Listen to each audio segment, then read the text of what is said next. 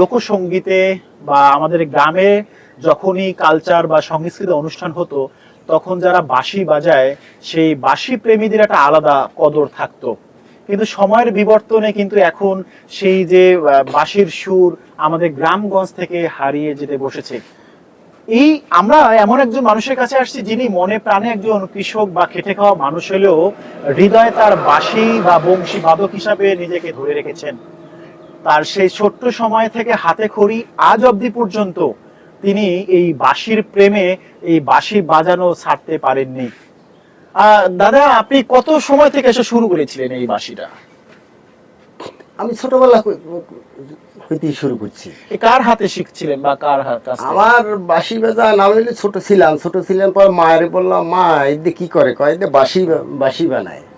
আমি তো আমার একটা বানাই দাও। তা বানাই দিয়ে আমি ওই সকালে একটা বানাই দিত, ওটা দুপুর তোমার বাজাইতাম, দুপুরের পরে আবার আর একটা বানাই দেওয়া লাগতো। ওই যে এই করতে করতে বাজাইতে বাজাইতে একটু ডাঙ্গর হয়েছি, পর দেখি যে কোন জায়গায় বাঁশি টিসি আছে, সেই কিনে শুরু করছি। এখন আপনার সংগ্রহে কয়টা বাঁশি আছে? আমার অনেকগুলো বাঁশি আছে, মানে স্কেল আছে, যত স্কেলের বাঁশি লাগে দরকার সেই বাঁশিগুলো আমার সবই আছে। আচ্ছা মানে দর্শক, তাহলে আমরা গণপতি দাদার কথা না শুনে আমরা তার সুরে বিমোহিত হই। চলেন আমার সাথে আমরা সুর শুনি।